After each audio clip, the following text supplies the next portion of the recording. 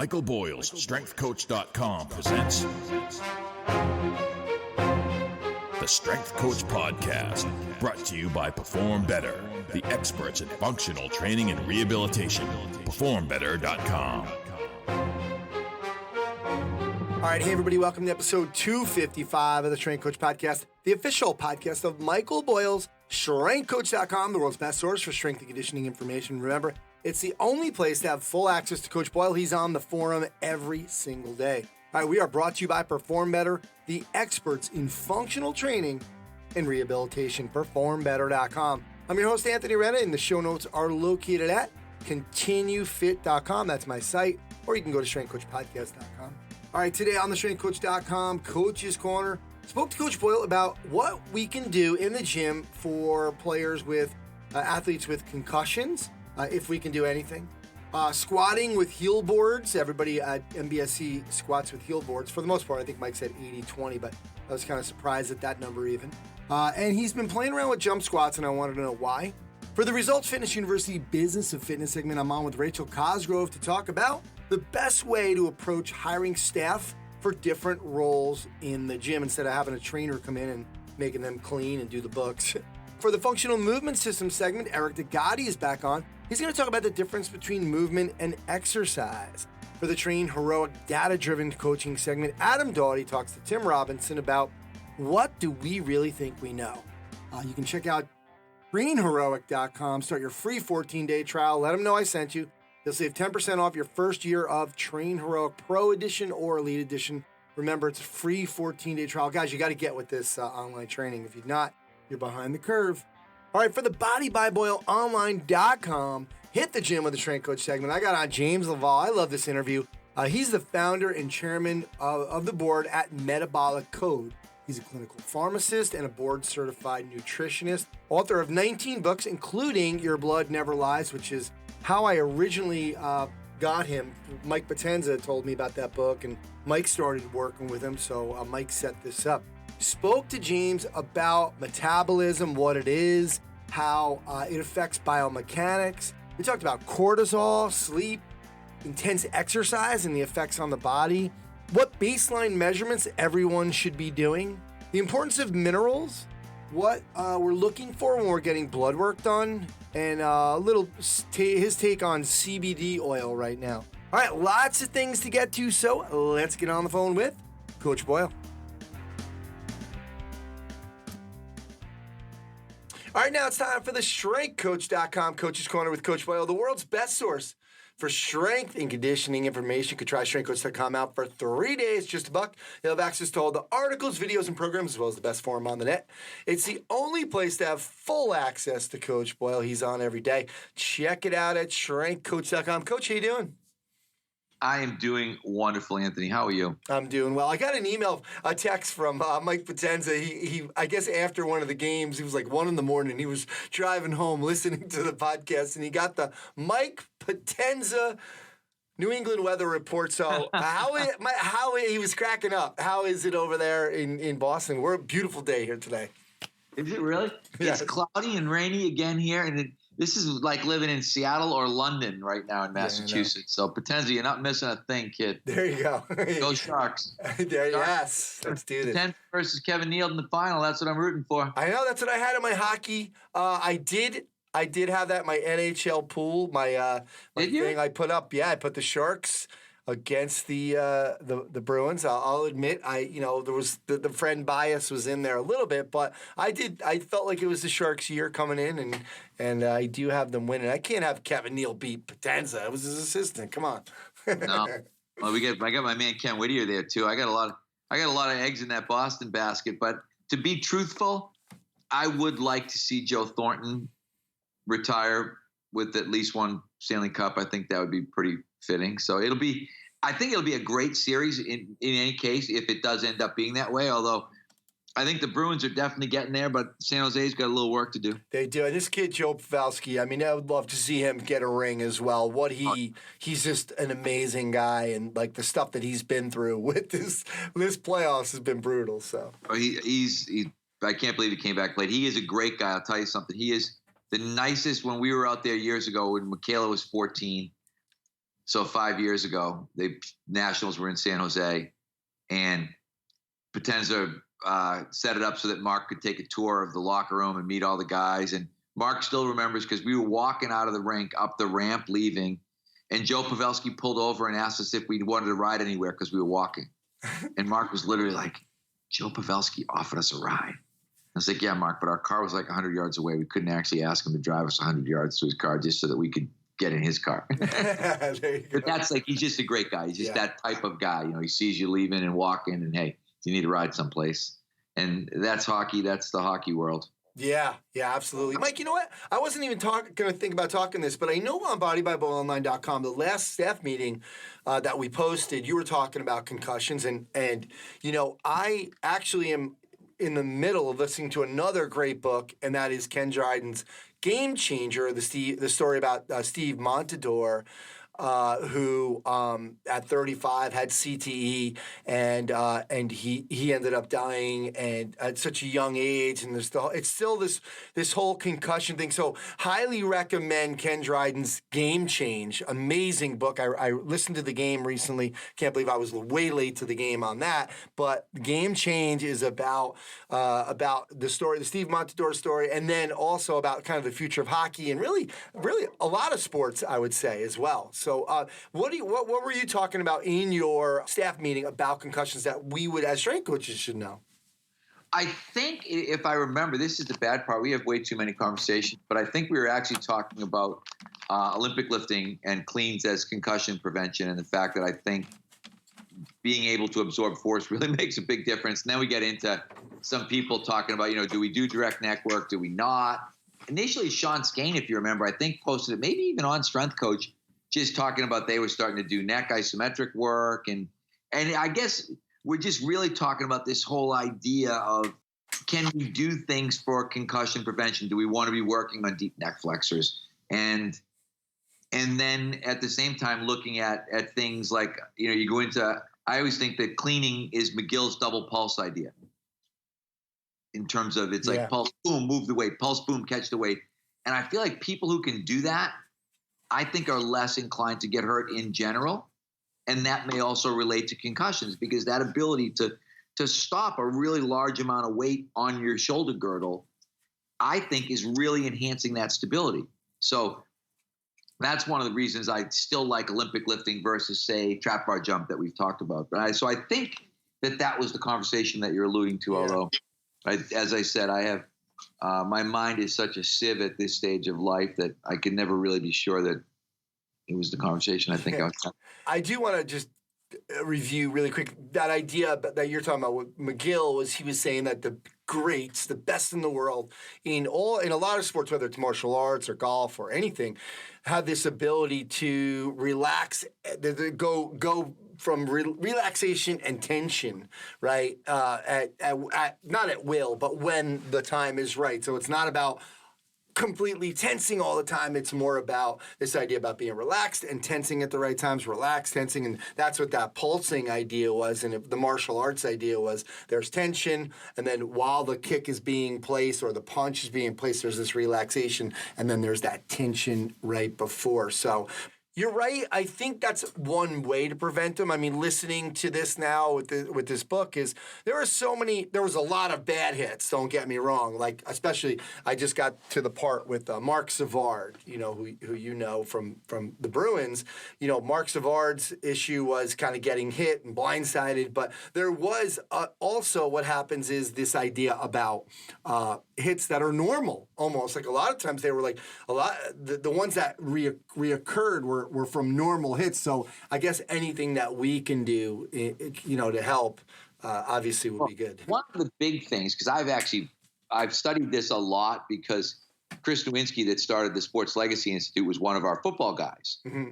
So I've been listening to this whole idea evolve since, I would say, early 2000s. I don't know when Chris graduated from Harvard, but he was part of your first winter seminar, right? Yeah, he got hurt in pro wrestling right after his senior year at Harvard. But the biggest thing, and if you look in hockey, it's the fighters who tended to have problems, because again, you've got a guy a natural risk taker, anything for the team kind of guy. Yep. Which means he's probably a guy who's going to go back and play too soon, because the one thing we do know about concussions is that it seems like a concussion on top of a concussion is what really starts to lay down the problem. Yes. So you get someone who gets that secondary problem. And again, in football, it's the guy, there seems to be a correlation with, one, guys that use steroids, guys that played special teams. There are all these, again, risk taker type of personalities, and, marginal guys who knew, hey, I got to play next week. So yeah, I got my bell rung, but I'll be okay. We literally have to learn to protect the athlete from themselves. And this is where I think things like the baseline testing and the impact testing and a lot of those things are going to be good for people, because you'll be able to establish whether or not someone is lying to you. So if you get that athlete who's like, oh, I'm fine, don't worry about it. I don't have it, because again, guys understand all I got to do if I go in there and say, I don't have a headache anymore, I'm not dizzy, nothing's wrong, I don't get nauseous, they're going to let you play. The way the testing is now, that's not true. If you can't pass the test, then you don't get to go back. So that in and of itself, I think, is a really big advance towards protecting the athletes from injuring themselves, because I do believe that a lot of these guys, we won't even say inadvertently or unintentionally, because I think it is covert and intentional. They bring it on themselves because they're just that type of guy. They're thinking, I need to do this, whether it's for the team, for my job, for the money. I don't want to get sent out of the minors. I don't want to get cut, whatever it is. They put themselves in harm's way, and we need to be able to stop that. Yeah, absolutely. I think, the NHL on one hand is going a long way. I can only speak for the NHL to kind of try to prevent some of these things in different hits, but at the same time, they're still denying that there's any connection between what's going on with the fighters and some of the hits and CT either, because there's no official evidence, I guess, which, I don't know, the brains that are being studied at BU, it seems like enough evidence for me, and I think that's what a lot of people are talking about, but it's an interesting discussion, and hopefully we're starting to make some progress towards doing something about it. Well, they're definitely trying to curtail hits to the head. There's no question that they're calling, there's more of the contact to the head calls than there has ever been. Yes, absolutely. Coach, I was kind of surprised at this. I didn't realize we had a post, and it's funny, Damian Perry actually did an Instagram post about squatting with heel boards, and you had regrammed it, or whatever you call it, on your Instagram, and then somebody actually had asked about raising the heels and runners, and I didn't realize all of your people, everybody squats with heel boards? Everyone? Almost everybody. I'd say I would go 80-20. If we have someone who's got great mobility, like some of our females, really good mobility, we don't make them. But it is our first fix. So I always say to somebody, if you look at a squat and you don't think, and we talked about this in the staff meeting the other day, if you don't think I love that squat, I would Instagram that squat. I would YouTube that squat. Then I want you to raise the person's heels, because it is amazing. And it goes back to like the movement screen thing. What do you do, right? If someone doesn't have a 3 squat, what do you do? Yeah, you elevate the heels. Right? I think everybody knows it. If you look at, I literally had this conversation yesterday with somebody.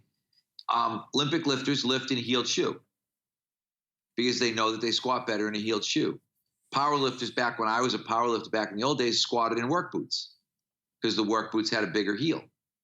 There is no question that little bit, whatever it is, 3/4 of an inch, makes a huge difference in terms of torso angle. That's really what changes, and that's what we're looking to change.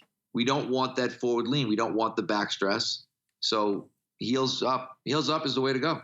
And Mike, are you like, is the goal to say, listen, okay, we're doing heels up because we think it's better, but at the same time, I don't want to limit that we got to work on this ankle mobility. We got to almost get them to try. Our goal is at least to try to get them off the heel boards because, like I think there was another post on Twitter where you were into it with somebody talking about, using like the baby squat, like right, being able to get low. They were a good example. But so we do want people to get really low, no weight, right? Just a normal, be able to get in that position. But if they don't have the ankle mobility, they won't be able to. So are you still saying like, hey guys, work on that ankle mobility? We really want to try to get this as much as we can. I think we're always working on ankle mobility anyway, but I would say I'm less inclined. If I get someone, I'll give you a perfect example. Mark Goblet squatted 100 for 7 yesterday, and it looked perfect, and his heels are up, and they've been up the whole time.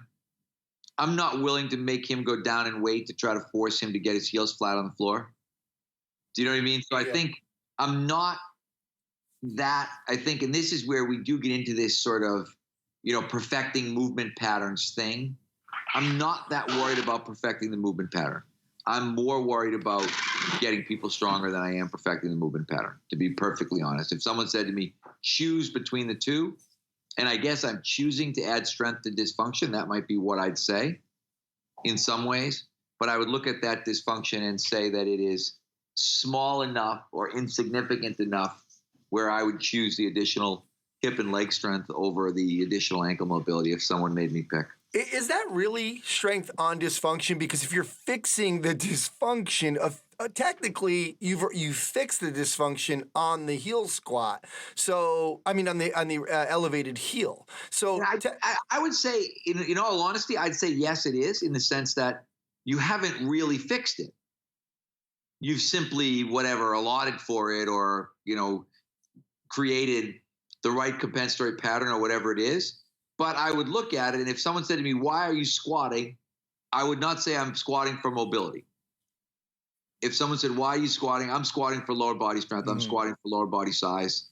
I want to see somebody get stronger. I want to see them, increase their vertical jump. I want to see them increase their body weight. I'm not squatting because I think it's really good for hip mobility or for ankle mobility. What about single leg squats? Same. I'd probably have the same exact reason. You're still elevating? Single leg squat. Yep, we do. Okay. Like Mark, again, single leg squats, he's way better with a heel lift than he is without. And so it looks more like what I want it to look like. And so I guess it's a question of looking at the movement and then asking yourself, what's my goal for that movement? And we have the same argument with people with straps and cleans.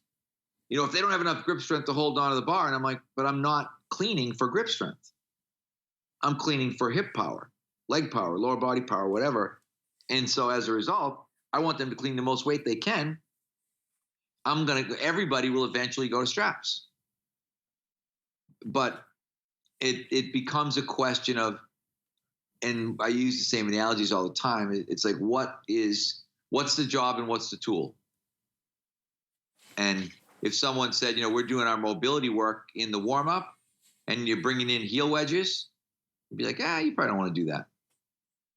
But if someone said, we're doing strength work in the weight room and we're bringing in heel wedges, I'd probably say, yeah, you do want to do that. Cool. All right, so I get. Yeah, totally. I get it. All right.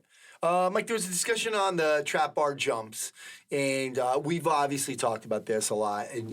But you're also said you're going to play with jump squats more using a similar formula to the trap bar, which was be loading to 70% of the best vertical jump. And I just wanted to see why would you? I know one of the reasons, and is it the main reason? Is it just because sometimes trap bar jumps can get boring? Is it just a lateralization? Why are you looking to play more with them? I would say yes to A and yes to B. Trap bar jumps can get boring because it's the same thing over and over again, and it's just a lateralization. And it's really just, I've never tried the jump squat idea loaded when I was in this thought process phase of looking at percentage of best vertical jump. So I would also like to see kind of how all that relates. And do I end up as much in love with jump squats at the end of this summer as I was with trap bar jumps? Because I came away from the end of this summer thinking trap bar jumps really solid exercise. I really like it. There's lots of good and very little bad. I'd like to look at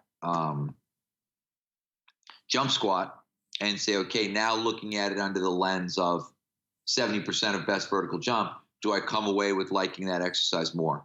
And do we see some vertical jump change?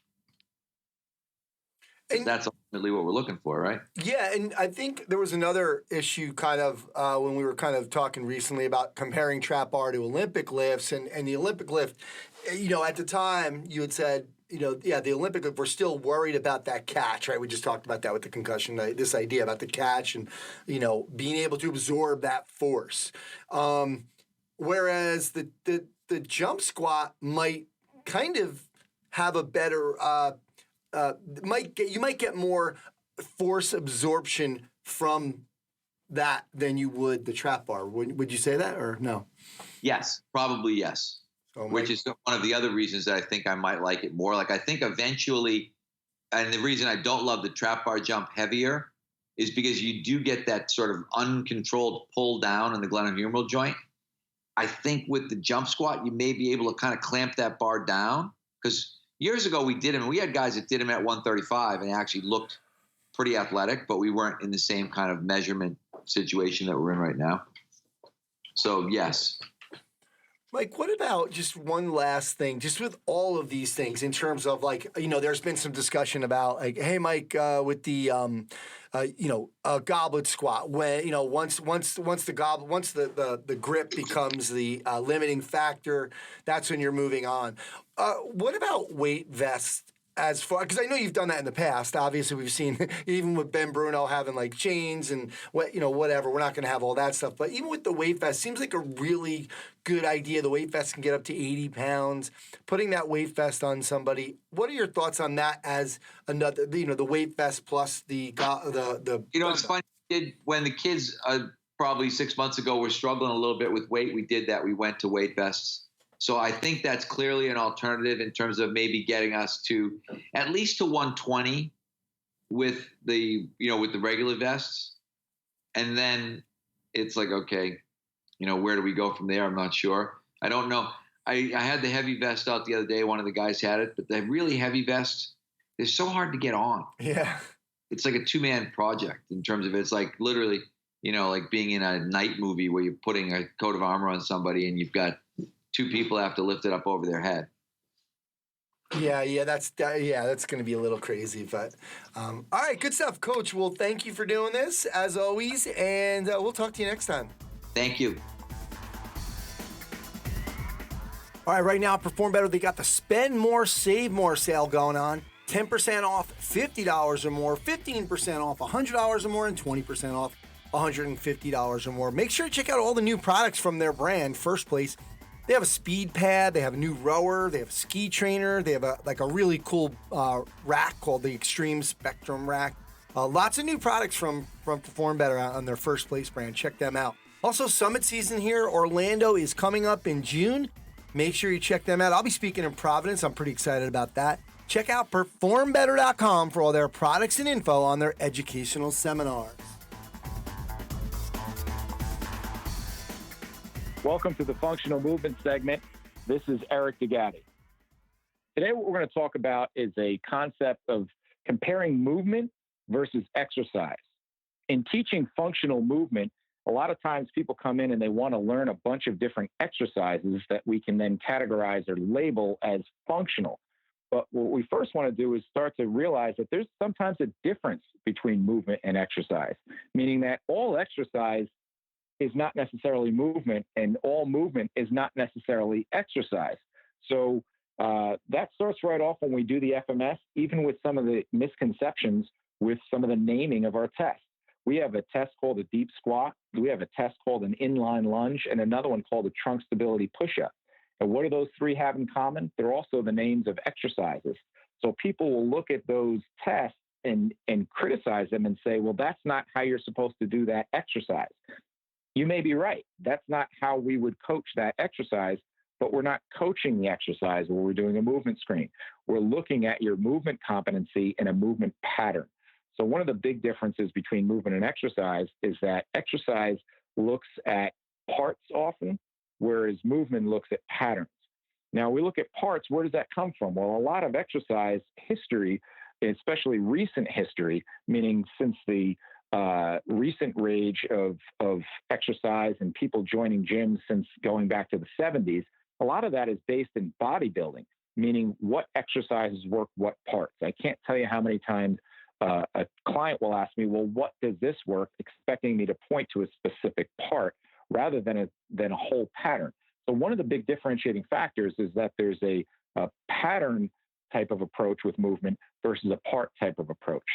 The other difference is that movement is generally done in a task-oriented manner, where exercise, its primary principle is to look at overload, is that I'm going to overload a certain muscle group or I'm going to overload a certain physical characteristic to try to gain more of that. So I'm going to work a lot of my biceps to hopefully gain strength or size or both in my biceps, or I'm going to do a lot of running to improve my running ability by improving my physical capacity there. That's not necessarily what movement is.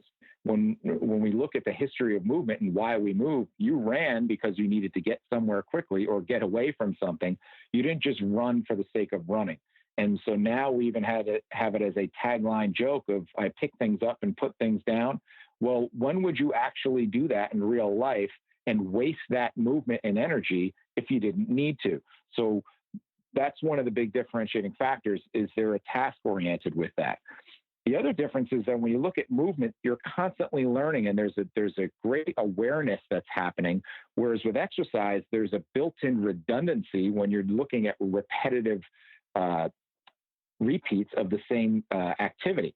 Now, sometimes that redundancy and that repetitiveness is actually something that's needed for the goal. So for a power lifter, you need to work the skill of benching, squatting, and deadlifting to get really good at that. Doing a lot of random exercises as a power lifter is really not the most desired thing. So that redundancy is perfect for that goal, but it doesn't necessarily correlate to better movement. So if we're looking at other than the outliers of maybe bodybuilders or power lifters or very skill-specific sports, we look at the average population that's going to the gym, we have to take a step back and look and say, does my movement get supported by exercise? And if that's the case, then I have a pretty good exercise program, meaning that the FMS not only acts as a great entry point, it acts as an awesome auditing system, meaning that if you're coming in at a certain score and then when you go and do your exercise, that score gets diminished or your movement ability goes down, well, then your exercise program stinks. And there's a joke that I always say that if you work out all the time and you can't help me move a couch, well, then your program stinks. So what we have to do is we have to look at, does my exercise support my movement, unless it's a very specific case. Like I said, in bodybuilding, all I have to do is walk on stage in my underwear and make 3/4 turns. That's not necessarily what 99% of the people who are going to gyms are doing right now. There's also not a reactive component that's involved in most exercise. We want the predictability of what's going to happen on one rep to the next. Whereas if I'm walking in the woods, there's a natural level of unpredictability when my foot hits a rock or I hit a ravine or I have to elevate or go down. These things are things that I need to be able to react to that I don't necessarily have in your normal gym. So those are some of the key different factors. Also, how will we learn? Meaning, how do we learn how to move? Well, that comes through our neurodevelopmental sequence, starting from when we rolled around and started to get up onto all fours and crawled and then got up into kneeling and then to walking. Well, exercise is not innate. Exercise is an acquired skill. So I have to teach someone how to do a lunge or an overhead press or something like that. So there's a little bit of difference within there. So understand and appreciate that. So when we start looking at, hey, what is functional, or hey, is this improving movement? Take a step back and say, does this actually support the baseline movements that we learned early on as infants in our first 21 months? Last but not least, we have to also understand that what is the goal here? And is it really improved movement for the sake of movement, or is it improved movement so I move well enough that I can then train for what my specific goal is? Let me clarify. Getting you from a 2 to a 3 in a movement screen may not enhance your goal as a baseball pitcher or as a ballroom dancer. And we have to keep in mind that that is the actual goal. Let's not chase after 3s and 21s when that's not what they come in here for.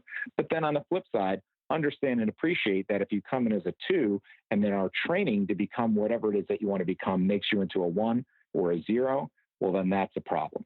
And that's how we can start to differentiate and appreciate and grade and scale movement and see, does it complement or does it conflict with exercise?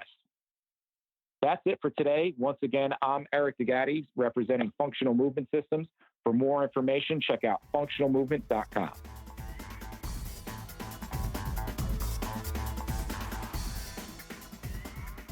All right, now it's time for the Results Fitness University Business of Fitness segment. I'm here with Rachel Cosgrove. Rach, thanks for doing this. Thanks for having me. All right, cool. This came up in the StrengthCoach.com forum in almost like not as its own thread, but in another thread. I mean, within a thread. And it's a really good segue from what we talked about last time, Mike Connolly's article, What Social Media Isn't Telling You About Owning a Gym. Because I think going into it, you really have to think about who you're going to hire, even if you're really small.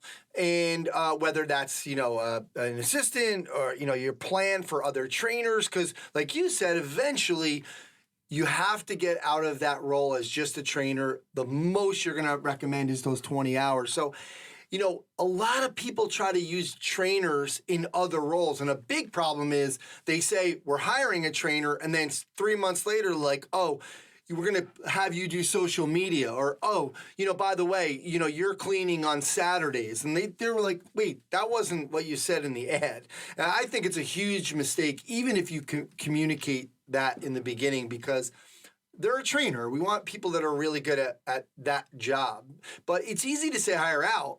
But at the same time, many new business owners will say, look, I can't afford it right now. So I wanted to talk to you about what the best way to approach this is. Like, don't open until you have the budget for outside help, whether that's bookkeeping, social media, cleaning, et cetera. Like, how do you really advise people on this? First of all, in the beginning, a lot of times you are the only one doing everything, right? You do it all. And that's, when we first opened, Alan and I were we did everything. But as soon as you can, the biggest mistake I see people make is they hire the wrong person first. So as soon as you can, you do want to get someone hired who is an office manager type of a person, somebody who's going to do the bookkeeping, the social media. They're going to help with the cleaning. They're going to help with the administrative. They're going to help, if a credit card gets declined, they're going to do the phone call to get the credit card. They're going to get the money. They're going to, they're handling the scheduling. They're handling all of that stuff. And they're very, very, very good at it. They have that skill set. They're organized. They have great communication skills. Like, hire that first person. And we still have the very first person we hired in this role is still working for us. She's she's our director of Results Fitness University. Her name's Donna. And she was our very first office manager, 19 years ago. She was one of our clients who we brought on board. And so a lot of you probably have a client who's good at all of this stuff, who wants to help you, who loves, maybe they're sick of wherever they're working, or maybe their mom getting back in the workforce. Find that person. And if you find the right person and you hire them, right from the beginning, they will be with you for the duration of your business. I'm not kidding. So, that's the key person to hire. And I think a lot of trainers make the mistake of, because we know training and because, that's our familiar ground, we hire a trainer first. And so, that's our, as soon as we have a little bit extra money, like, okay, let me get a trainer on the floor. And then pretty soon, as the owner, you end up being the one that's doing all of the office work. Keep yourself on the floor, training clients. That's what you're good at. And, until you can, build your team and hire that office manager first. Even if it's, 15, 20 hours a week, get them in as soon as you can to start to help you to grow your business. I mean, they're actually going to, we always look for, you want to think about your employees being self-funding. Okay. So they're going to actually help you to make more money. So, really, even though it may seem like a leap and like you can't afford them, you're probably going to need to hire them, before you can afford them, so that you can afford them, if that makes sense. There you go. It does. So if you hire the right person, they can help you to afford them. So just think of it that way. But that's the key number one person that you want to hire in the beginning. And from there, then it's easy, because then you can go ahead. They take care of all of the, the back office work. And now you can hire your first trainer, and you have time to train that trainer, and you can hire your second trainer. And now you can start building your team, and, you have the time because you're not handling all of the busy work behind the scenes.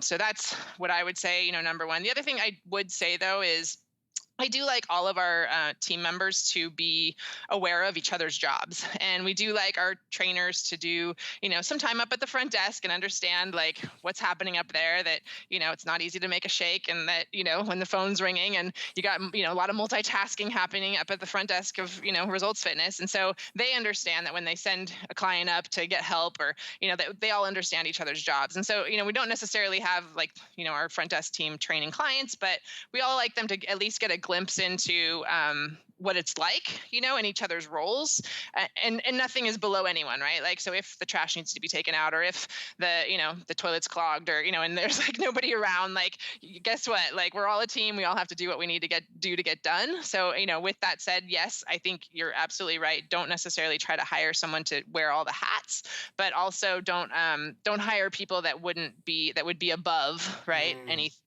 in your business, because I think, bottom line, we all have to work as a team and, jump in when we need to help each other.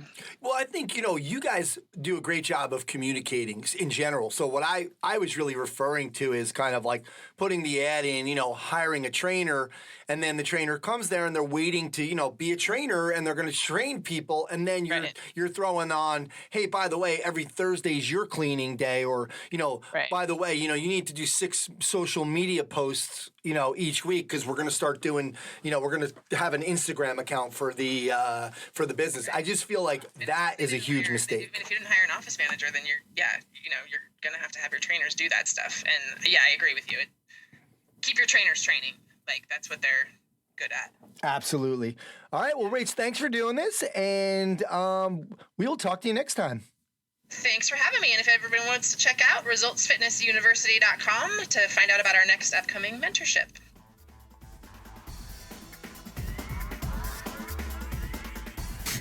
Hey, this is Adam. And this is Tim. Welcome to the Train Coach Data-Driven Coaching segment. Yes. So today, Tim, I'd like to talk about what we think we know. Ooh. Right? So how do you know what you know? And so this came up because there was an article that I saw making the rounds on the interwebs.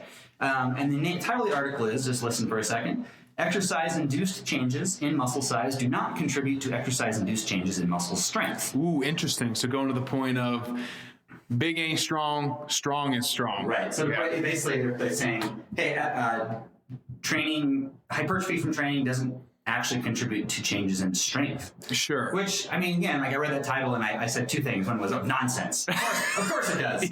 Yeah. And also, hey, I got to read that. Like that's an interesting thing for somebody to claim. I want to know why they're claiming it. If I'm picking a street football team, I'm picking the kid that's got 100 pounds more muscle on his body. So again, remember this is in a scientific journal, is in sports medicine. Right.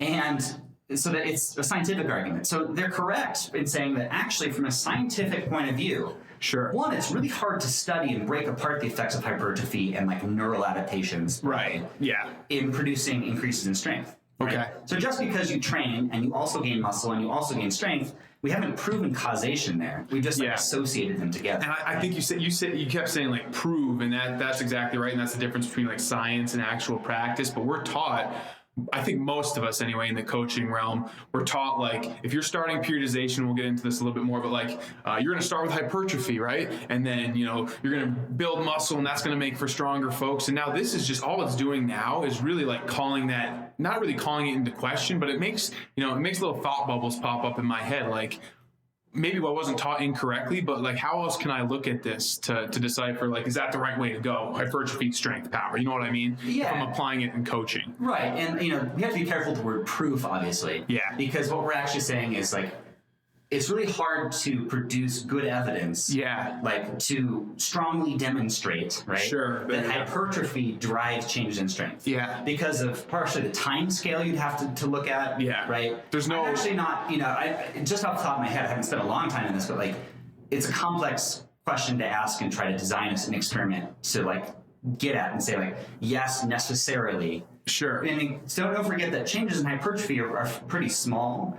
The change in strength and like especially like the way you measure hypertrophy, there's a lot of there's more error in the measurement, right? Yeah. And the methods are not as good. It doesn't give you as good of measurements as we get like with like our 1RM tests, for example. Sure. And so like because of that, like it's actually like measuring hypertrophy in and of itself is just not as easy to do or to do well, right? Because like there are different things you can use, like DEXA, not that great a lot of times. Sure. Like ultrasounds become really popular, MRIs become popular. Yeah. The point is, like, it's actually hard to do and get a really good number out of it sometimes. Yeah. So let me ask you this, Adam. Like, from more of a science background, talking to a coach, like if we were to bring up like the topic of periodization, like I just talked about, like that would be the way I would set up what I'd call my block periodization. Sure, yeah. So like, is there validity to that, or like, are there other ways to go about that? And am I wrong doing something different? You know what I mean? So like block periodization is based on a lot of underlying assumptions. And one of them is the idea that,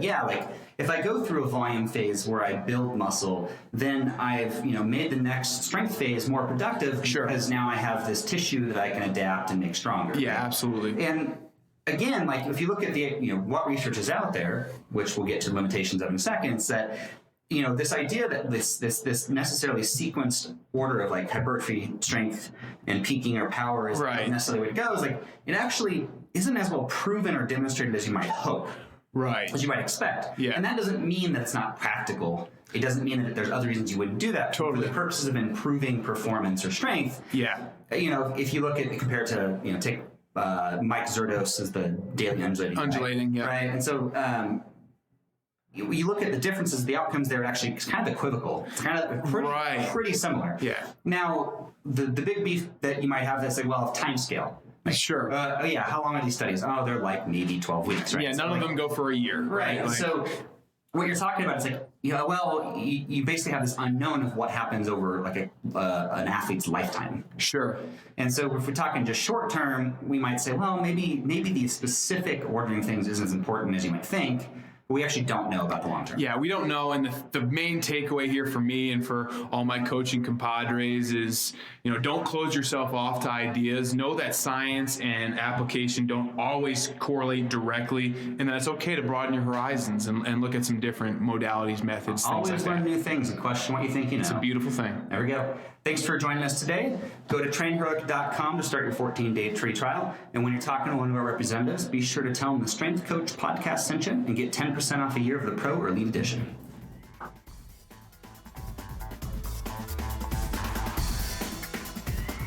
All right, now it's time for the Body by Boyle online.com. Hit the gym with the Strength Coach segment. Become an insider to Mike Boyle Strength and Conditioning with staff meetings, in-services, and complete access to the MBSC programs. Today, I have on Jim LaValle, who I first saw at Mike Boyle Strength and Conditioning last summer. Jim's the founder and chairman of the board at Metabolic Code. He's a clinical pharmacist, a board-certified nutritionist. He's the author of 19 books, including Your Blood Never Lies and Cracking the Metabolic Code. For some of you might remember, I first heard about Jim through Mike Potenza, and after Mike read Your Blood Never Lies, he got in touch with Jim, and they've been working together ever since. Some of the other fitness brands you'll recognize that Jim's worked with include the Poliquin Group, Lifetime Fitness, Thorne Research. Like I said, he's been doing workshops with Mike Potenza, and I was fortunate enough to see him last summer, and he'll be doing more this summer. We'll have links to all that. So, Jim, thanks for doing this. Hey, man, it's a pleasure. I'm going to enjoy this. Absolutely. And for me, I think, Mike, when Mike first talked about you, I was like, well, Mike, let me get you on to talk about what Jim is talking about, because I was a little nervous. I'm like, I don't know, I'm not going to get all that stuff. But then I saw you live, and I was like, oh, cool. Jim makes this really easy, digestible. This is like anybody can really truly understand what he's talking about. And so I want to start at the beginning. I know, we talk about, metabolism so much, but I don't think we all really truly understand that. I know you said it's the sum total of your all the metabolic reactions in your body, and that we really can't separate biomechanics and metabolism, which is important for strength coaches to know. So let's go over that. Why is understanding metabolism so important? Well, what is it, first of all? Yeah. So, people hear the word metabolism, they go, oh, I've got a fast or slow metabolism. What's my resting metabolic rate? Well, I got to tell you, people that are really overweight have high resting metabolic rates. So your metabolism, and something's wrong with their metabolism, right? So it's really important to understand that, us sitting here right now, our metabolism is the sum total of all the metabolic reactions going on in our body today. That's creating, where your health is today But more importantly, it's the opportunity to understand it so that you can change the output for tomorrow. Because, the way I always, try to explain to people, your chemistry is either leading you towards being healthier as you're aging or healthier as you're performing and being able to recover, or you're heading towards a sickness and illness and overtraining event and injury, since 50% of non-contact injuries are due to imbalances in nutrition. So, your metabolism really represents everything that's been going on from the time you were in your mother's womb to now. And getting people to understand that flow of, hey, this is what you built. I think it's really important, because I can't tell you how many athletes say, hey, man, I train so hard and train so often, it doesn't matter what I eat. I can eat whatever I want. Look how I look, right? Well, looking good on the outside doesn't mean you have good blood vessels, doesn't mean you have adequate mineral pools in your body. It only means that you look good on the outside. That's really interesting. One thing that really struck me, first of all, looking good on the outside is important, because we do kind of look at people and we think, oh, yeah, they're healthy. But 50% of non-contact injuries are caused by an imbalance in nutrition. Can you expand on that? Sure. I mean, just think of it. When you think of stress fractures, real common, right? Stress fractures in track, stress fractures in basketball, stress fractures in hockey. That's a mineral depletion in bone that's partially attributed to it. And so if a player or you're an athlete, say you're a CrossFitter, which, in some cases, some people are, oh my God, you just said the demonic word. I'm just, but the reality is a lot of people are doing it. So if you're training a lot and you're not repleting your minerals, your body only has one way to correct that. They have to rob Peter to pay Paul.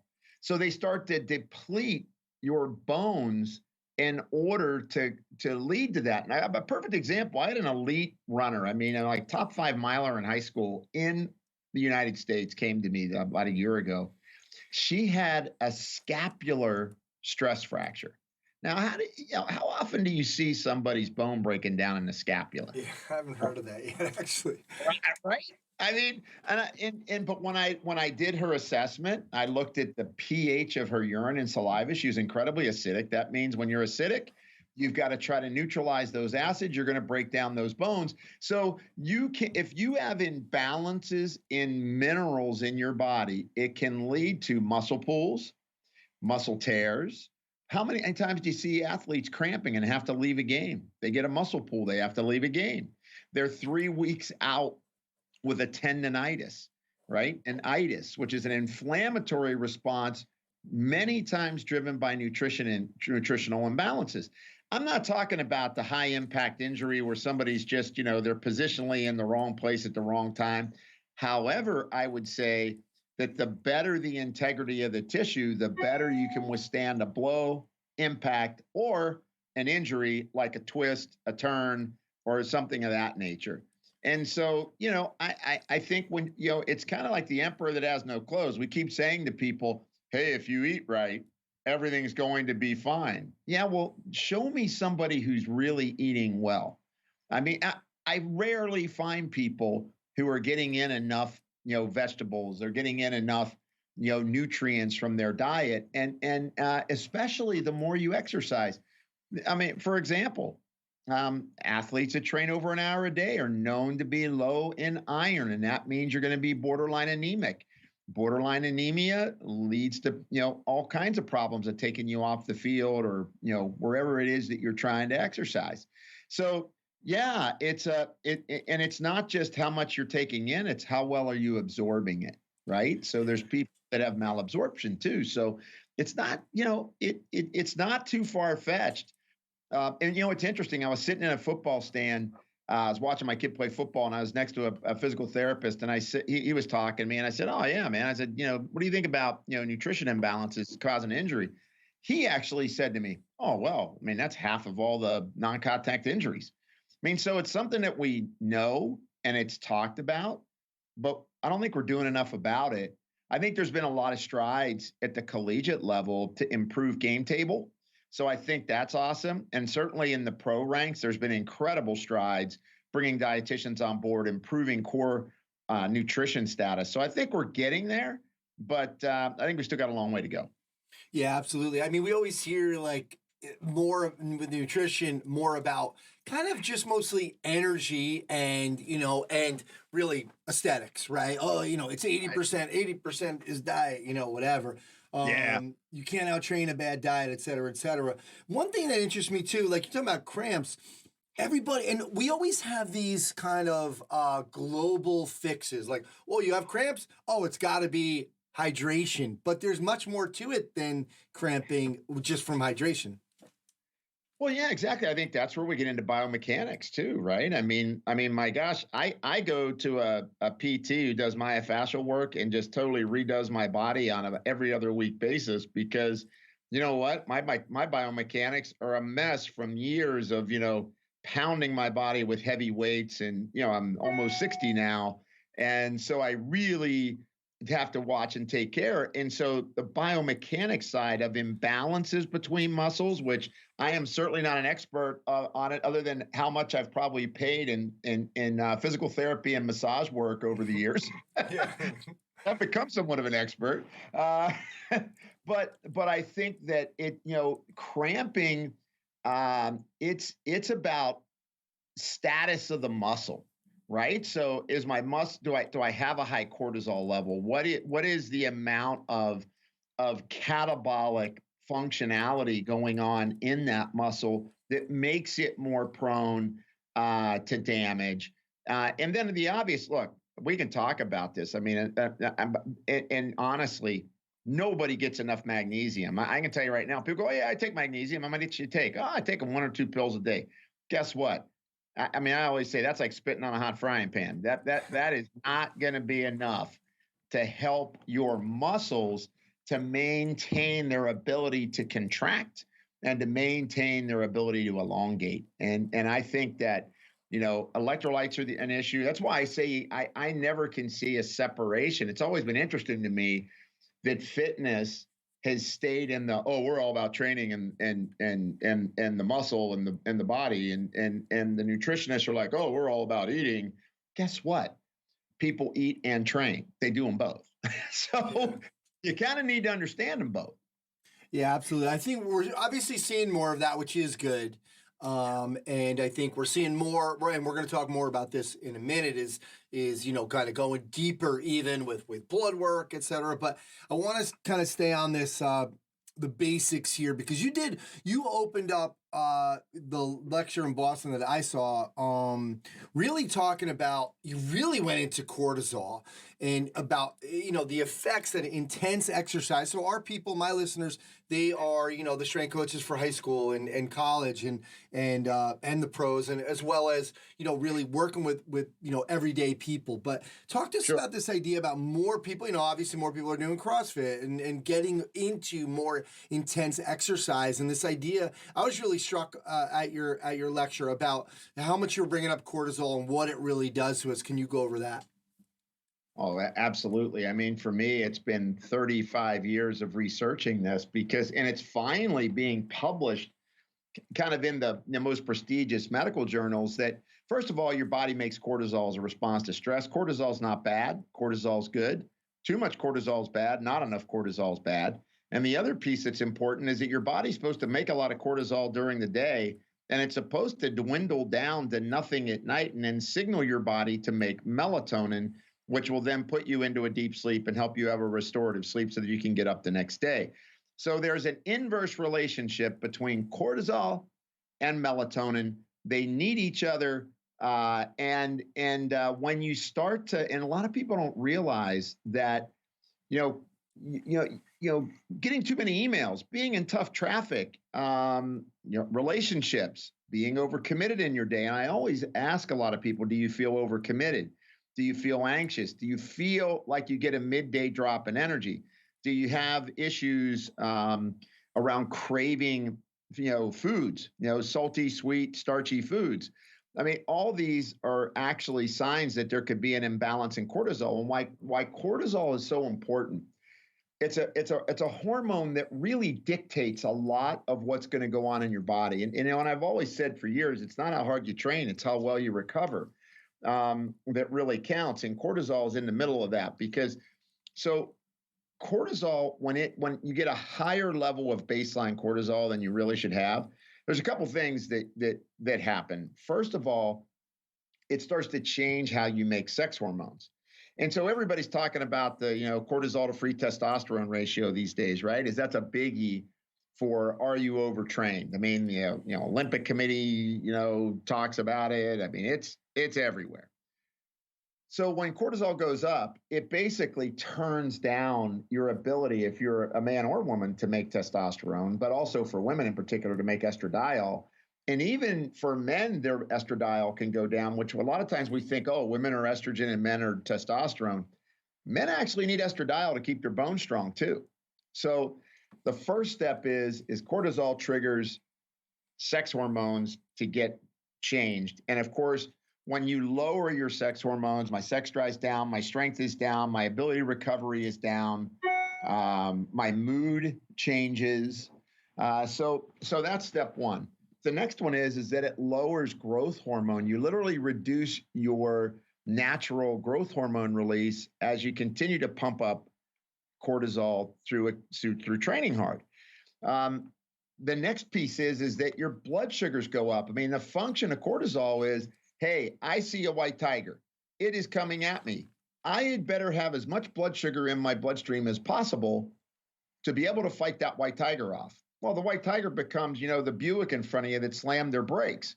The white tiger becomes an email that you got from maybe your boss that told you, hey, man, you need to step it up. Or, gee, this is due tomorrow. I know I told you next week, but I need it now. So in other words, we have a primitive nervous system in a modern world. Our body kind of pumps that cortisol out. And so we get these elevations in blood sugar. The next piece is that you make more adrenaline. And when you make more adrenaline, your blood vessels get stiffer. And now your baseline blood pressure goes up as well as your baseline heart rate. And so when you begin to think about this as your, and then, in addition to that, it's kind of interesting. It literally affects your cognitive function. So when people really get to the point of being overtrained, they say, wow, my reflexes aren't as good. I'm not thinking as clearly. I'm pushing a thought through jello. Their immune system changes. That's why you see a lot of, Olympians have to drop out because they get sick as they're going into their Olympic trials. I mean, I talked to one Olympian and he said, oh yeah, man, it's as much as 10%. So imagine if you had you were going on a 4-year degree, right? And you were going to go up and get your diploma at the end of that 4 years. And the dean of the school said, no, you don't get it now.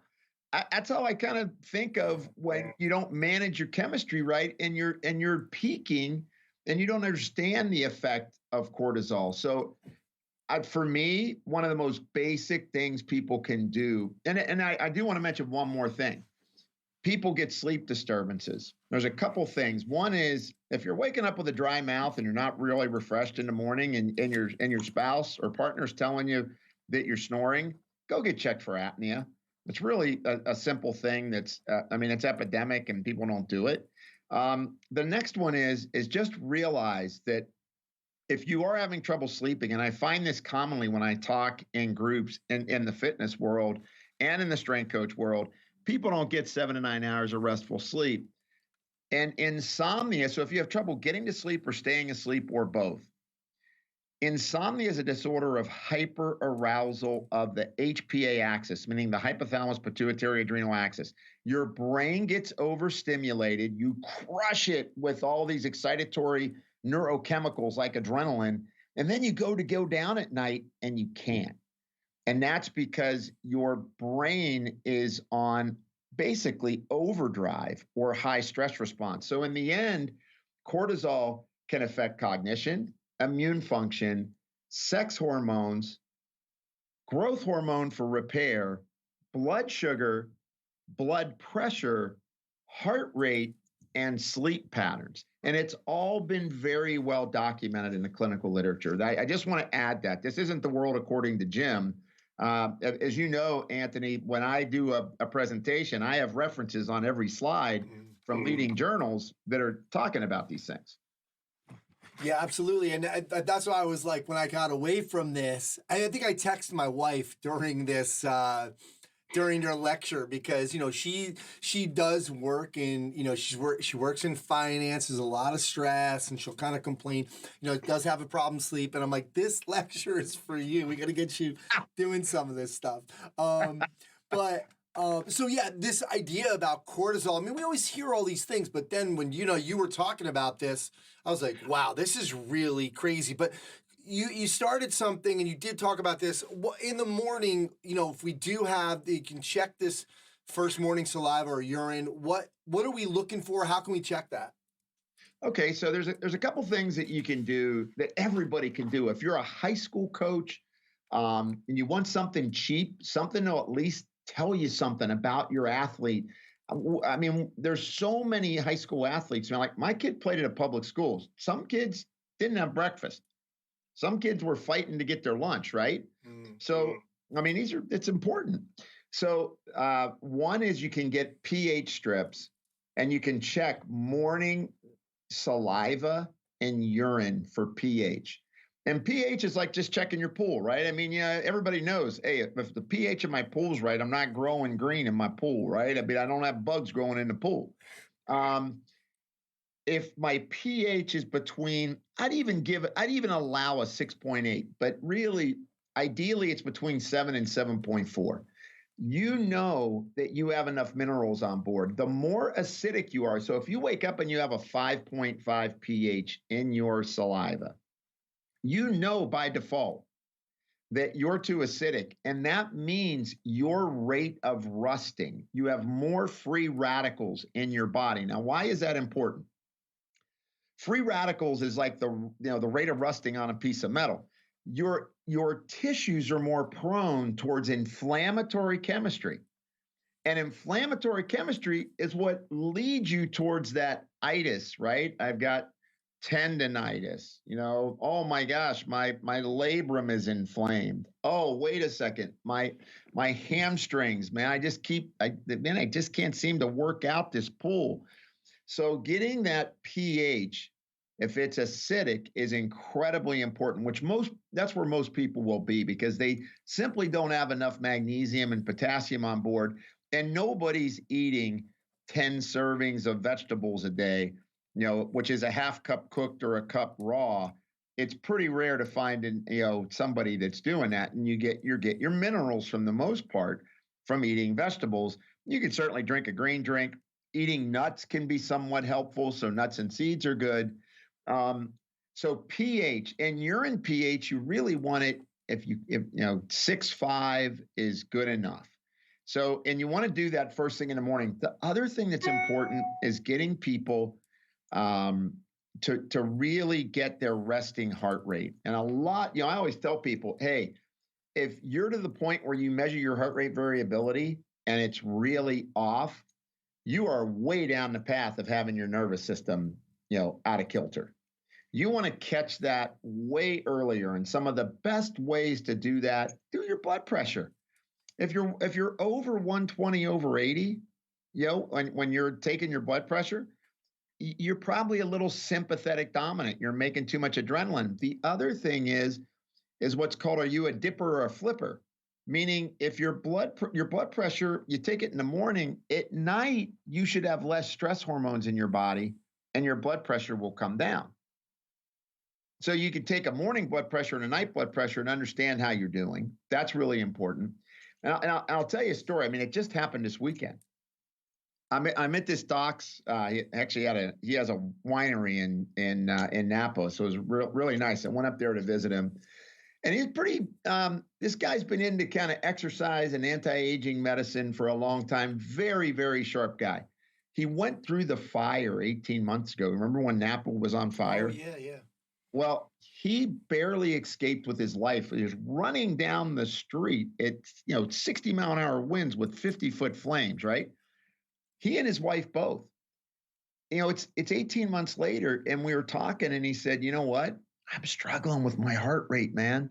He goes, I'm catabolic, my endurance is down, my resting heart rate is in the 70s. So he's a perfect example how a life crisis switched his nervous system to be kind of sympathetic dominant, and he's lost that ability to manage sympathetic and parasympathetic nervous system, which keeps your heart rate in check.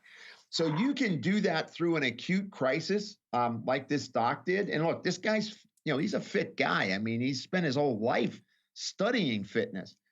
So it can be an acute crisis, or you can wear yourself down to it. I had a big NHL player that I worked on, over the last couple of years. And he basically trained himself to the point where he said, you know what? I don't even care anymore. I can't think of I just can't get my stick to the puck anymore. Like I think it, but I don't get there quick enough. My reaction time has changed. And so you can wear yourself down and create that nervous system problem. And that's, why we measure heart rate variability. Or you could have an acute trauma. And guess what? People have both. Athletes are like every other person out there. They have family deaths. They get into accidents. They get into crisis. And then they top it off with training hard. So it's really important to understand that. Yeah, Jim, one question on so pH strips are saliva 7 to 7.4. That's where we want to be. We know if it's low, 5.5, that means we're too acidic. We're not getting enough minerals. Urine, you're okay with about 6.5 being the lowest.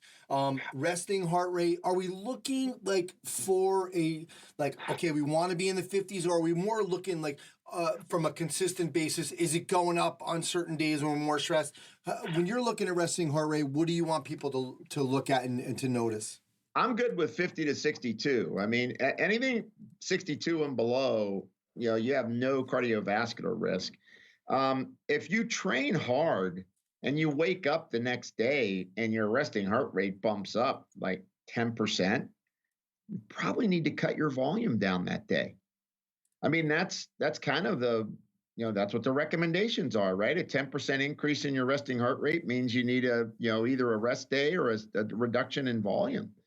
And so, yeah, I love it when people are in the 50s. Highly trained athletes will be there, right? But sometimes they're not. And it's the clue that their nervous system has been overworked, or it could be, so how do I change it? Well, one is, if your pH is low, it means you don't have enough magnesium and potassium on board. I've got instances where all I do is correct the pH on an athlete, and I get a 10-point drop in their heart rate.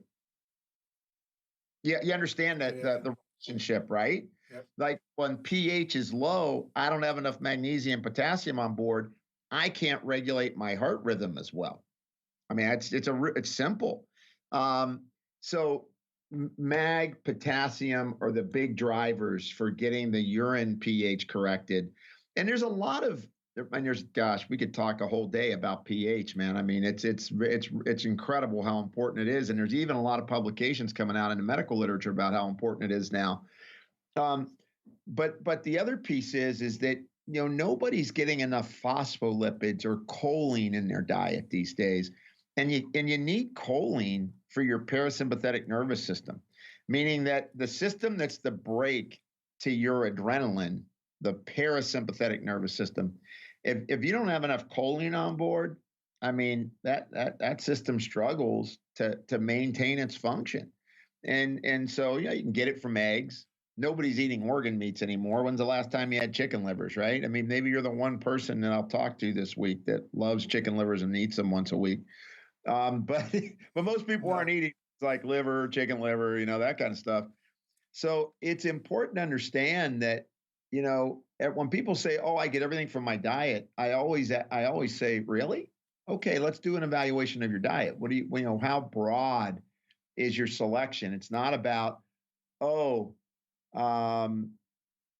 I eat chicken and I eat a salad every day for lunch, right? And it's the same thing every day. So their macronutrient profile is pretty locked in. There's no variety to it.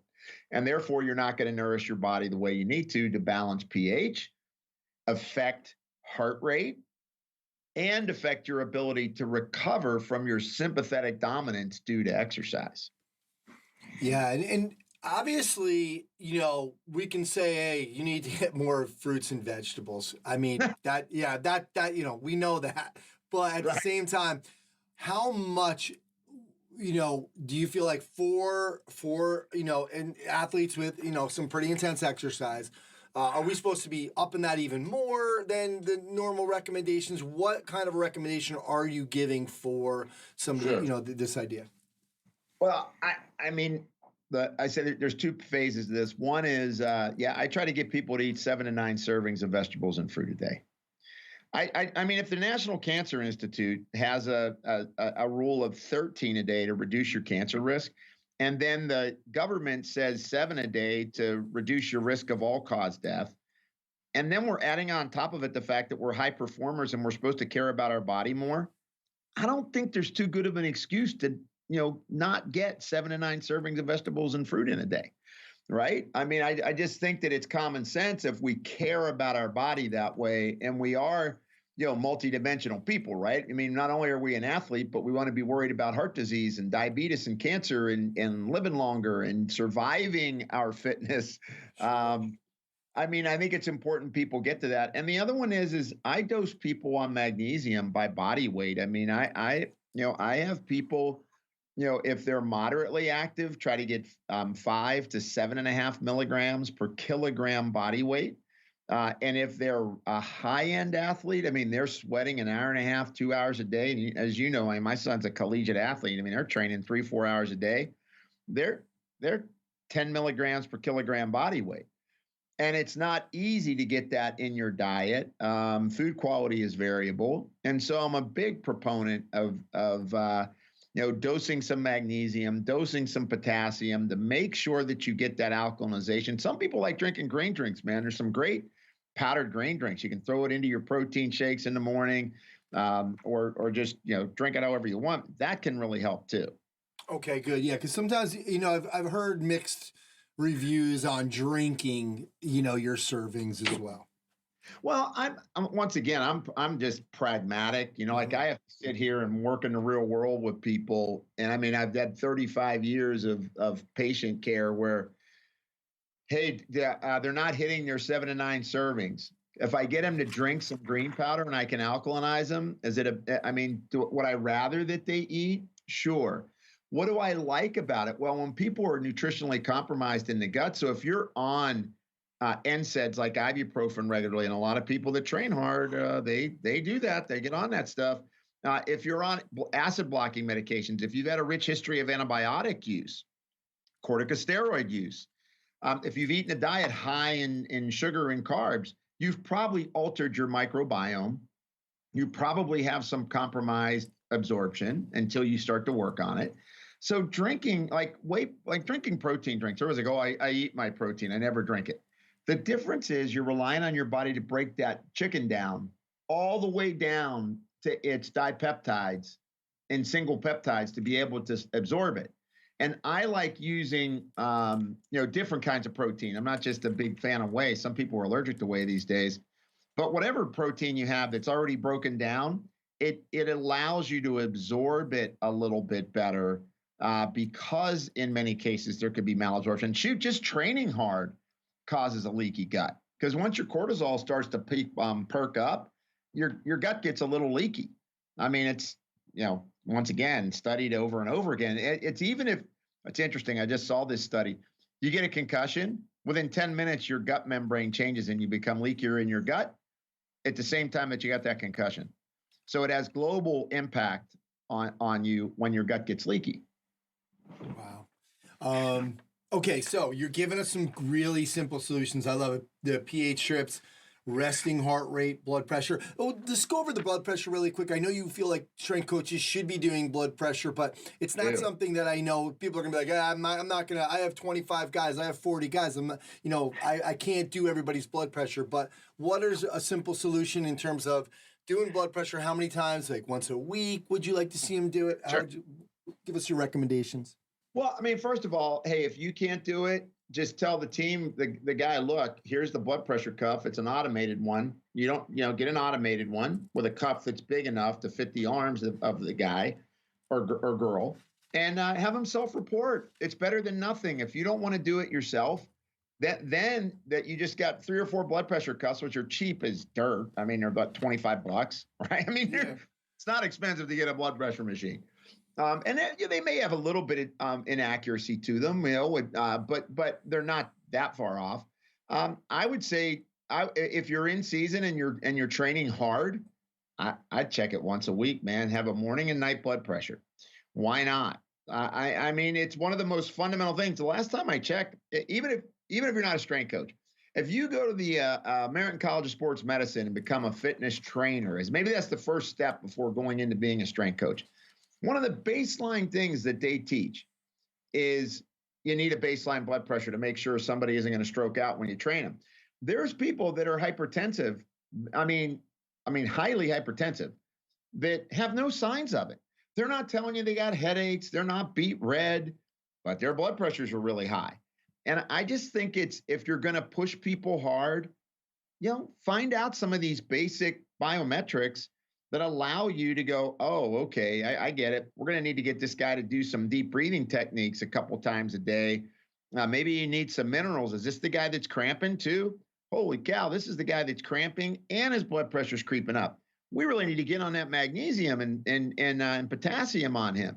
So I think there's some simple things that could really limit I just think risk to the person that's training. I mean, I think it's just super important that people understand your blood pressure is the window to how your nervous system is performing. Nice. I like that. Jim, let's go a little deeper now because, you wrote the book, The Blood Never Lies. Mike Potenza first originally, like I said, started to talk to me about that after he read your book and started talking to you. And Mike gets it done like 3 times a year, but he's the strength coach for the San Jose Sharks. That's right. So we're not all going to be able to do that, but at least getting this done. Talk to us about getting blood done. What are the best labs to get? What are we looking for? Give us an idea into how normal strength coaches can start to incorporate this into their programs. Well, I mean, I think you can tell a lot from a basic lab test. And I think once you're an adult, you should get a blood test once a year. Find out where you're at. There's some really important parameters. I mean, the obvious one everybody talks about, vitamin D, right? I mean, vitamin D is pretty important for bone health. It's important for immune health. It's obviously been written about in terms of status related to athletes. So vitamin D is pretty important. And I try to give people, the range is 30 to 100. And I'm not in the camp of, hey, man, you got to pin it. You got to max everything out. I try to look at the literature and go, where is it within that normal range?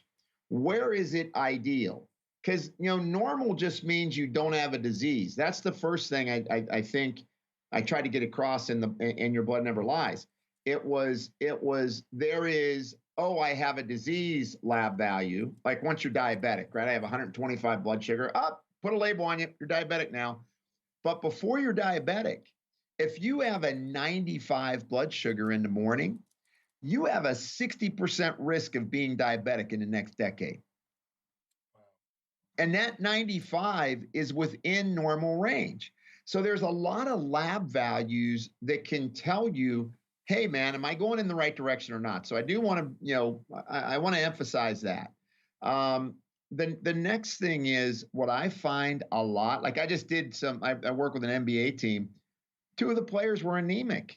I mean, and they were complaining of, exhausting too quickly. Yeah. So, and when I did University of Florida basketball team several years ago, we did a test on all of their basketball players, right?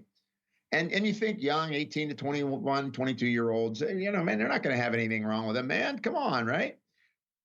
Low vitamin D. A lot of them had low B vitamin counts. A lot of them, and you can tell B vitamin's low by looking at things like the width of your red blood cell, how big it is. If it's really big, it's called megaloblastic anemia, meaning you don't have enough B12. So they would have vitamin deficiencies, iron deficiencies, low in vitamin D, and that translated to them getting sick during the season and not having as much endurance and stamina. And when we implemented just basic vitamins and minerals for them to kind of help counterbalance that, nothing avant-garde like, Tibetan goji berries blessed by a monk, nothing like that. Well, I mean, picked by a virgin, blessed by a monk, eaten by a leper. Man, these are for you. And nothing even that radical, just kind of really assessing, where's my D at? Where's my B12 at? Where's my iron stores at? And, so hemoglobin is important because hemoglobin will tell you kind of where your iron's at.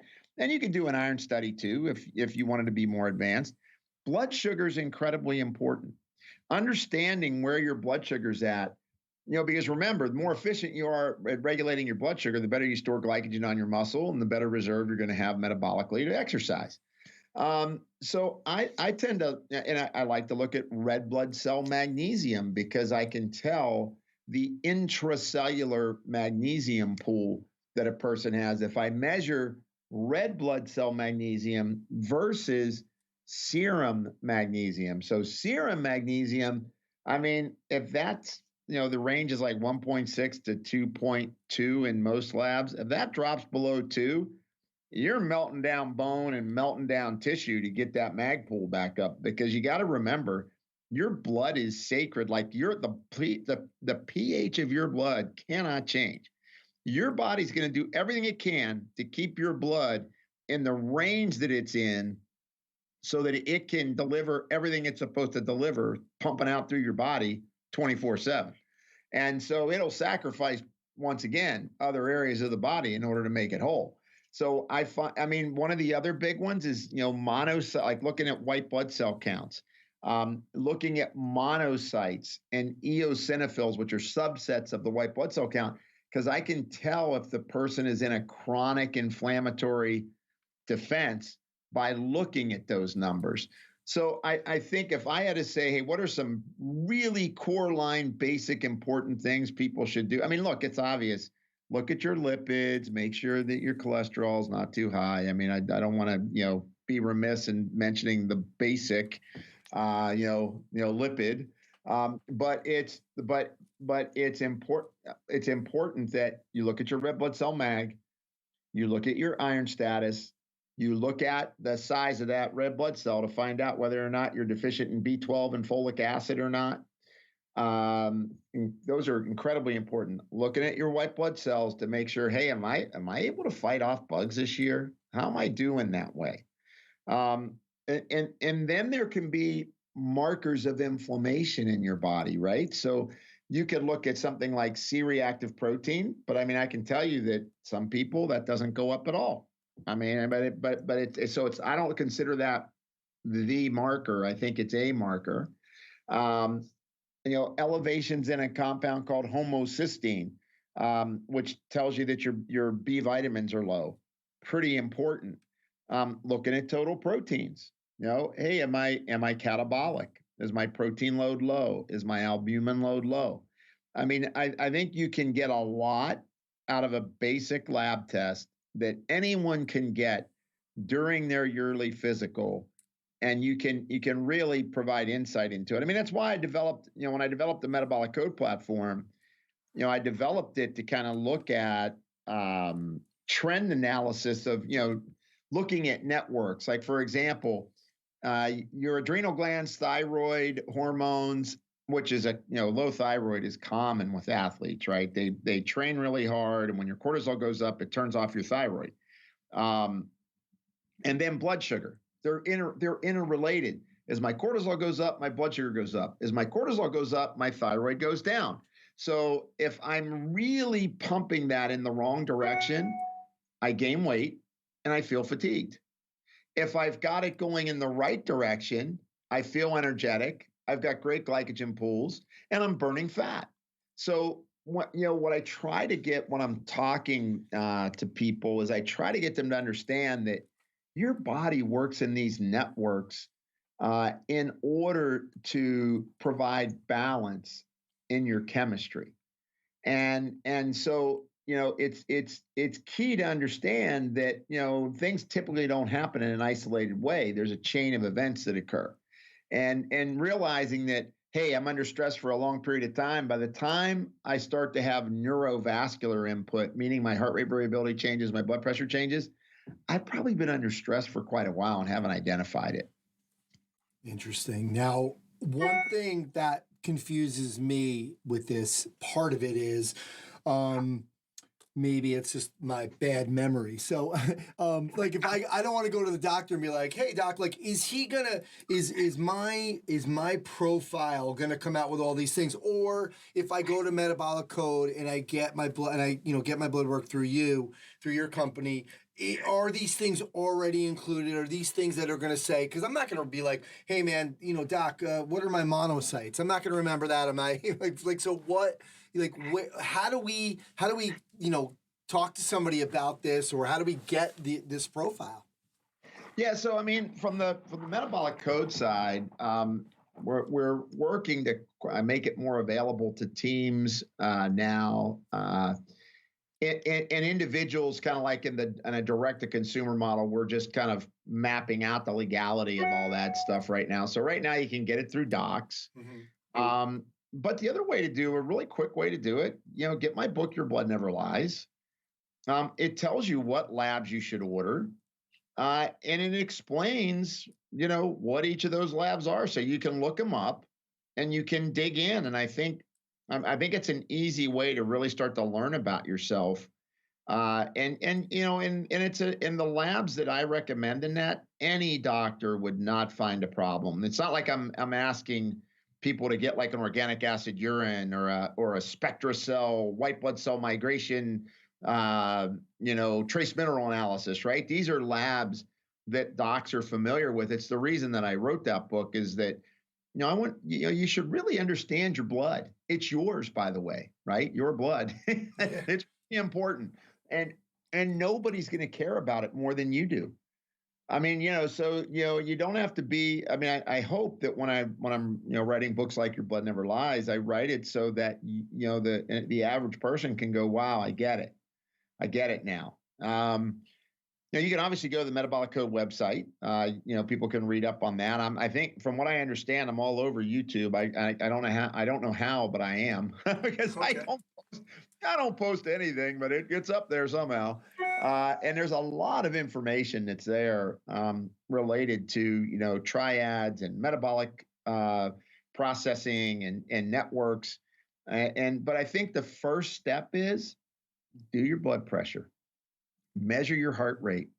Go buy some pH strips, $5 or $6 at the local health food store or pharmacy, right? These are some simple things. Evaluate your diet. What am I doing to with my diet that could be better? I'll give you a good example. Based on your genotype, it's super popular to eat ketogenic now, right? I mean, everybody's like keto.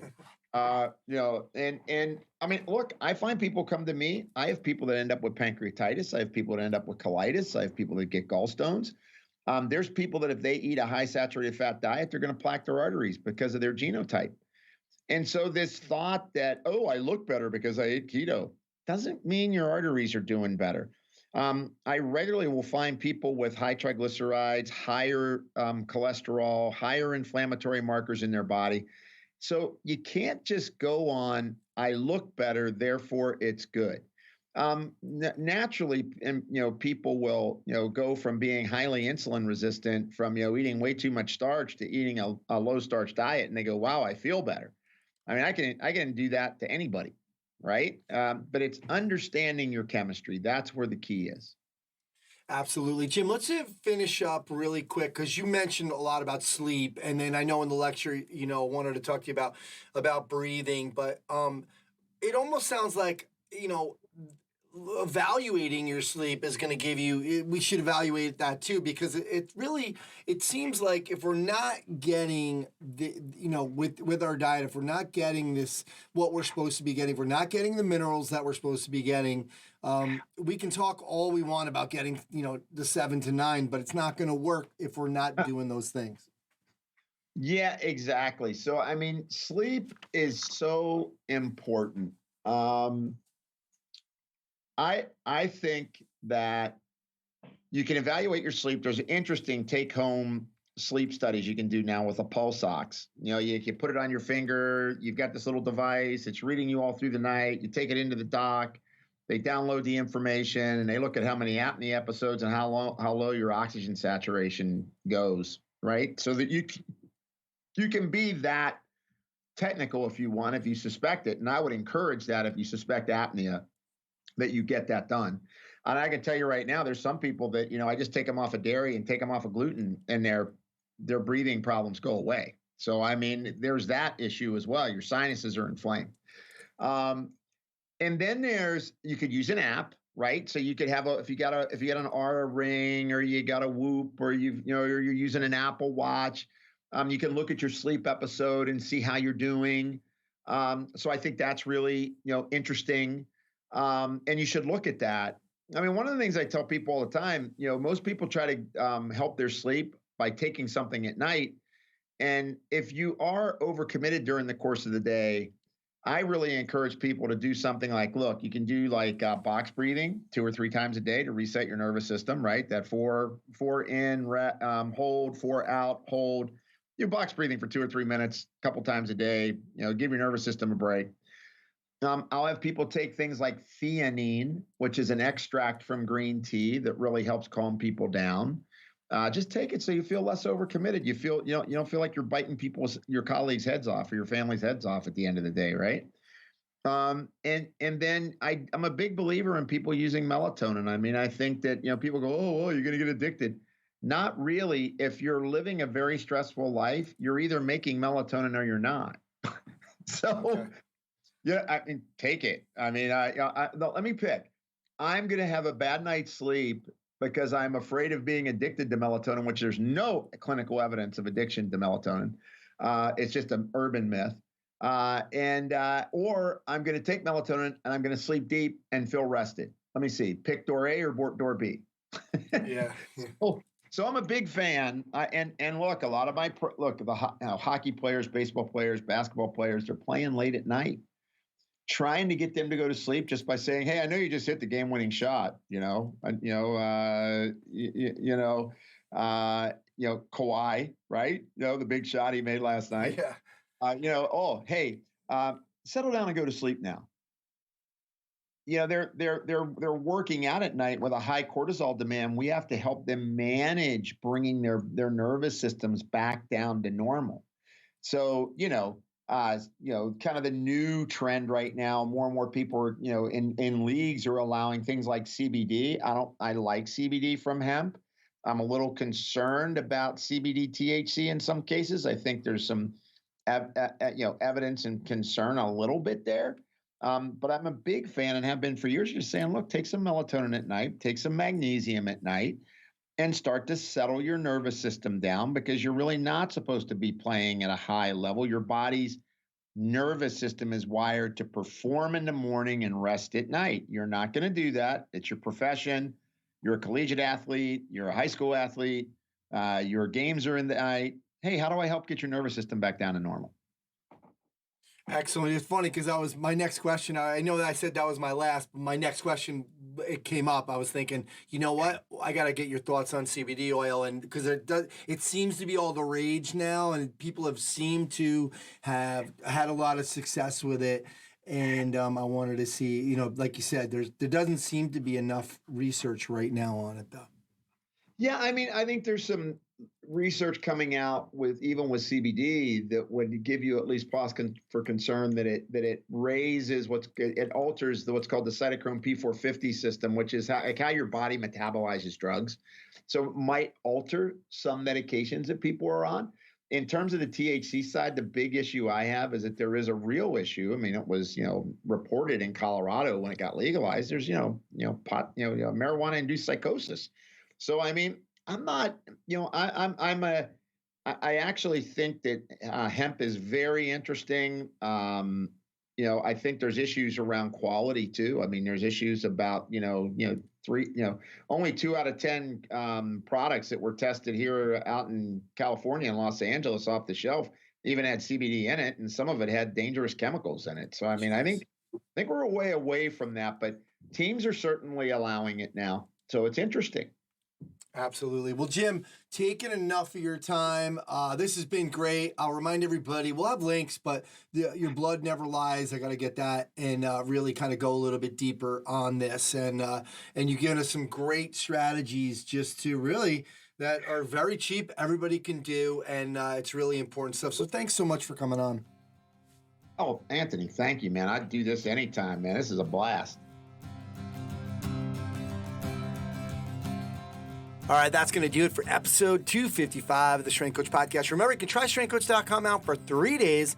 Just $1. You'll have access to all the articles, videos, and programs, as well as the best forum on the net. It's the only place to have full access to Coach Boyle. He's on every day. To access that offer, go to StrengthCoach.com. Click the Join Now button to get started on your trial. All right, special thanks to Chris Pryor and the folks over at Perform Better. Remember, they got the Spend More, Save More sale going on right now, and make sure to check out all of their new products from their brand, First Place. Remember, Summit season's here. Orlando starts June 7th. June 7th. You can check that out at performbetter.com. All right, thanks to Coach Boyle and James LaValle for sharing their insights and philosophies into the world of strength conditioning and performance enhancement. Thanks to Adam Doughty, Tim Robinson, and Train Heroic. Head over to trainheroic.com to start your free 14-day trial. Let them know I sent you. You'll save 10% off your first year of the Train Heroic Pro or Elite Edition. Rachel Cosgrove for the Results Fitness University Business of Fitness segment. Check them out at resultsfitnessuniversity.com. Eric Degatti and Functional Movement Systems. Check them out at functionalmovement.com. My name's Anthony Rennie. You can check all my resources out at continuefit.com. Thanks again for listening, and I'll speak to you next time.